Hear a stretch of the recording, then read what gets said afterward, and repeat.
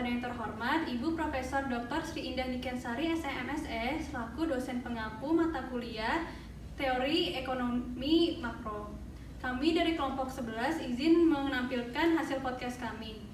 Sebelumnya, perkenalkan nama saya Putri Namira Bintoro dengan NIM 17016221153. Saya Nini Tiara Putri dengan NIM 17016221164. Saya Pradita Jenny Winata Santoso dengan NIM 17016221138. Saya Kofila Safira dengan NIM 17016222113. Saya Mutiara Izati dengan NIM 17016221220. Sekian nama-nama anggota dari kelompok 11. Selamat menyaksikan. Halo, balik lagi sama kita di acara Berkelas, berbincang bersama kelompok 11. Pada kesempatan ini, saya Namira mau mengajak kalian untuk berbincang tentang topik yang seru banget nih teman-teman, yaitu mengenai pertumbuhan ekonomi di Eropa Barat. Tapi di sini saya nggak sendirian nih, saya akan ditemani oleh kakak-kakak yang keren-keren dan cantik-cantik, yaitu ada Kak Aditi dan Kak Pradita.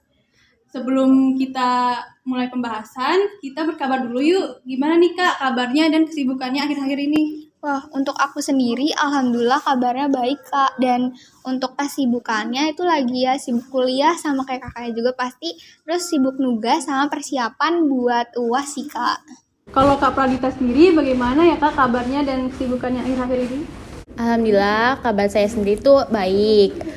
Untuk kesibukannya sama kayak Kandini sih Kak. Persiapan buat UAS sama kayak tugas akhir aja. Nah, seperti yang tadi sudah saya bilang, bahwa setelah kabar berkabar akan ada pembahasan yang seru banget nih, yaitu pertumbuhan ekonomi di Eropa Barat. Nah, alasan kami memilih topik ini yaitu untuk mengetahui bagaimana pertumbuhan ekonomi di Eropa Barat yang saat ini sedang terjadi dan seperti apa dampaknya terhadap Indonesia. Nah, boleh nih Kak buat jelasin dulu apa sih sebenarnya pertumbuhan ekonomi itu? Menurut Raharjo 2013, pertumbuhan ekonomi merupakan upaya peningkatan kapasitas produksi Kak untuk mencapai penambahan output yang diukur menggunakan produk domestik bruto atau PDB dalam suatu wilayah. Kalau boleh tahu dampaknya apa aja sih Kak Dita yang akan ditimbulkan? Nah, naik turunnya pertumbuhan ekonomi di Eropa Barat pada tahun 2020 sampai 2022 memiliki dampak yang signifikan nih Kak. Yang pertama itu ada dampak kontraksi ekonomi, ada penurunan investasi dan ketidakpastian global. Terus menurut Kakak, bagaimana cara mengatasinya ya Kak Dini?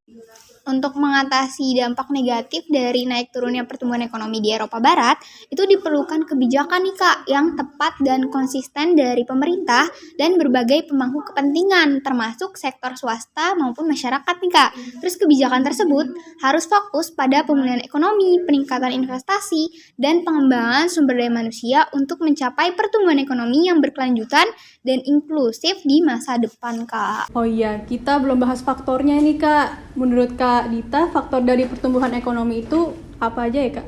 Nah, tentunya ada beberapa faktor nih Kak yang mempengaruhi pertumbuhan ekonomi. Tapi untuk kesempatan kali ini kita membahas dua faktor aja Kak. Yang pertama itu ada harga energi dan yang kedua ada suku bunga Kak. Aku penasaran bagaimana dua faktor tersebut, yaitu harga energi dan suku bunga dapat mempengaruhi pertumbuhan ekonomi nih Kak Andini. Jadi kalau kita breakdown lagi nih Kak, hubungan pertumbuhan ekonomi dengan harga energi dan suku bunga itu sangat signifikan Kak.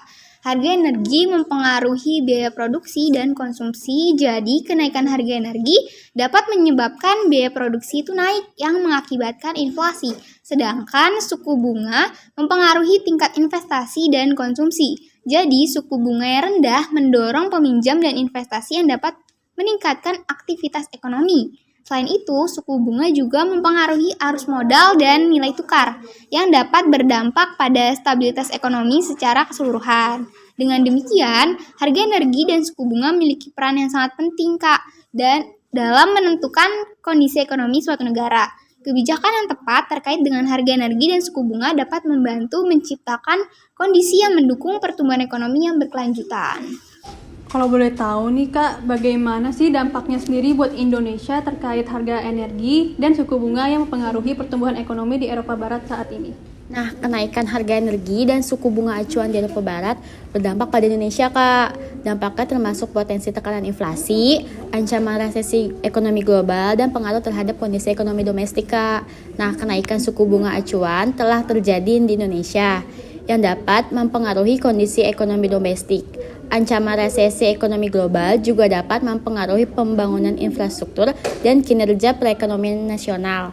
Oleh karena itu, penting untuk memahami dan membahas pertumbuhan ekonomi di Eropa Barat yang terkait dengan harga energi dan suku bunga untuk menghadapi potensi dampaknya terhadap ekonomi global, termasuk ke Indonesia, Kak. Untuk terkait data-datanya, apa ada yang ingin disampaikan, Kak? Untuk datanya sendiri, yang pertumbuhan ekonomi, data tersebut merupakan pertumbuhan PDB real Uni Eropa yang tetap berstatus aktif di CEIC dan dilaporkan oleh CEIC data. Pertumbuhan PDB real ini di Uni Eropa dilaporkan sebesar 1,3% pada 2023 dan rekor ini turun dibanding sebelumnya, yaitu 1,7% untuk Desember 2022. Data tersebut merupakan harga energi di Eropa Barat yang dilaporkan oleh Databox. Harga energi di Eropa Barat pada Desember tahun 2020 dilaporkan mencapai 5,86 US dollar per MMBTU, sedangkan pada Desember tahun 2021 mencapai 38,03 US dollar per MMBTU.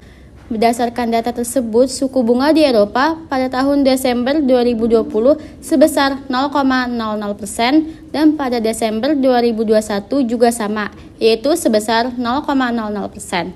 Sedangkan pada Desember tahun 2022 mengalami kenaikan sebesar 2,50%.